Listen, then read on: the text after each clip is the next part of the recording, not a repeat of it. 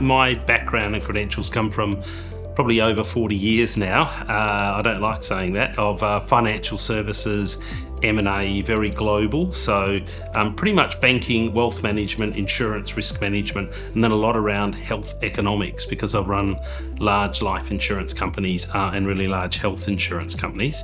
That's led me to being involved now. I was the chairman of the Future Health Research Innovation Fund in Western Australia, CEO of one of Australia's largest private health insurers, HBF. And then also I'm just heavily involved in government advisory across health economics and things like the Royal Flying Doctor Service. So I did 9 years in London, 12 months in Luxembourg, quite a few stints in Sydney, and I've been approved in 12 different countries around the world in different banking and insurance licenses. So, pretty in-depth financial services experience.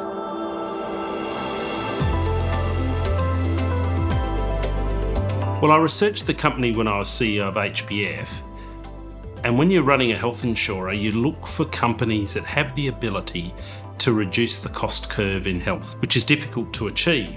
And when I looked at the Orthocell product range, being able to restore function to paralysed limbs means that reduces the amount of care that those individuals need from the health system. So that was my first interest.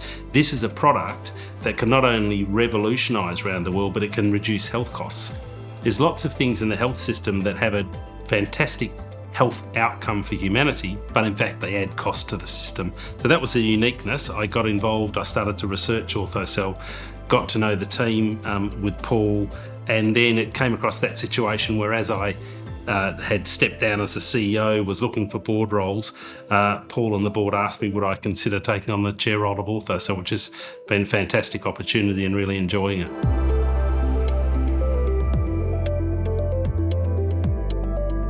Well, the mistake that a lot of companies make is fundamentally this company, the potential is enormous, the products are fantastic, the science is amazing. However, you're listed, you've got to have good governance, you've got to understand how the financial markets work, and you've got to be able to take yourself through the development phases, know when you need to raise capital, go global, how do you bring on new investors. So I had a good look at the skill set of the board, I had a look at the tenure of the previous board and looked at the strategy and worked out what is it we needed. And to have a good diverse board is diversity of thinking, diversity of experience, and also diversity of geography.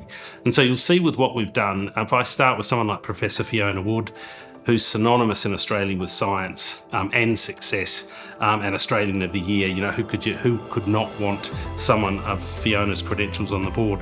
But she adds the scientific, the medical, and her experience with what she'd done in her previous company with Clinical Cell, which is a world-leading burns product. You then go on to Kim Beazley as an ex-Deputy Prime Minister, Ambassador to the USA, US Defence involvement still today, and this product is highly likely to involve defence personnel with damaged limbs from shotgun wounds, and also Kim's US experience, because that's the biggest market for us that we're heading into, and as well as government and political experience is just, again, a skill set that we needed on the board.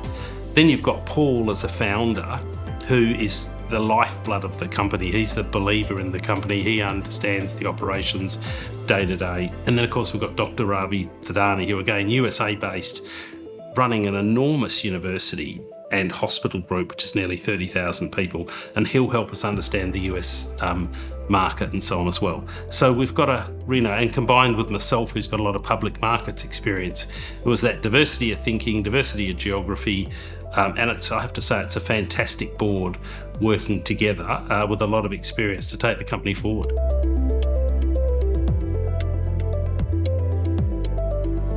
Well, I think the exciting time is that Australia's well known for its innovations, and we've had some major discoveries in this country, in fact Nobel Prize winners as well. The difficulty is when you come from Australia, it's a relatively small market when you consider 26 or 27 million people, fairly isolated. So we've got the discovery. What we now need to do is take that global. And I think that's the most exciting component. So we've proven that the product is both approved in Australia, the take-up rate from the surgeons here has been high, and the outcomes and success on repairing these paralysed nerves and function back to limbs. When you extrapolate that into the US with something that's got about 15 times the population, but in addition to it being a multiple of 15 in population, it has a lot more nerve injury. So in fact, the market size of the US we estimate to be sort of 25 to 30 times that of Australia. To me, that's the exciting piece. We know the product works.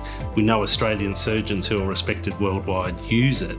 Therefore, going into the US, we'll see, revenue rapidly grow.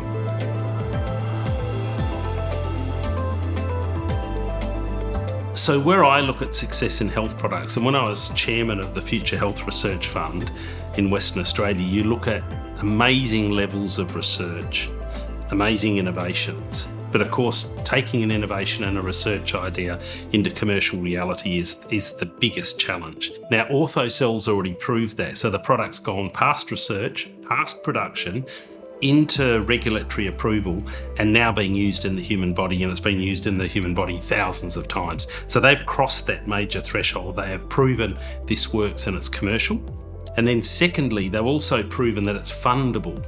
So it has approval for reimbursement here in Australia. We believe it'll achieve reimbursement in the US as well. So that's the big differential. There's many ideas and concepts out there. Unfortunately, over 90% of them never get to commercial reality.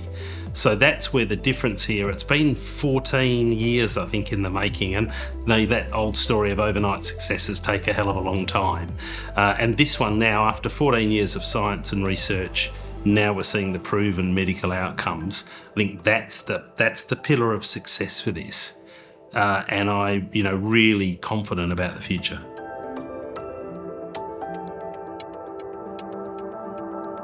Well, not all medical items and procedures to surgeons enjoy using. Sometimes they're forced to use something by the health system.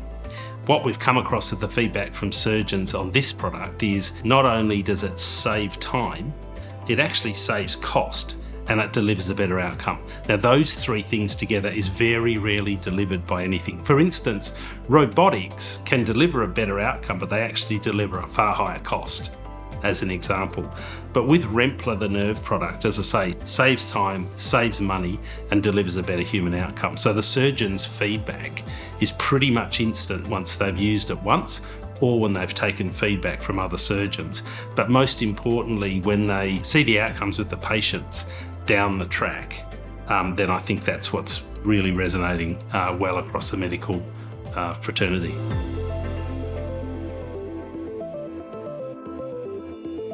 Thanks for the question about the sentiment of the company, because I do some other roles as a non-executive, and all of them I enjoy. None of them give me the passion like the Royal Flying Doctor Service, which I'm really proud of, and Orthocell. Because when you see someone that is pretty much saying thank you to Paul and the scientific team, is appreciative of the outcomes once the nerve product has been used in their body, that's exceptionally rewarding, and I think that's what drives the passion in the company. That's actually when you meet the people here, they're friendly, they're good fun, they have a purpose to what they're doing. So I think if you can be involved in a company that simply does good, that has respect from the medical profession, and that's leading to fantastic human outcomes, what else could you want to be involved in? I'm incredibly passionate about the company and what it's delivering.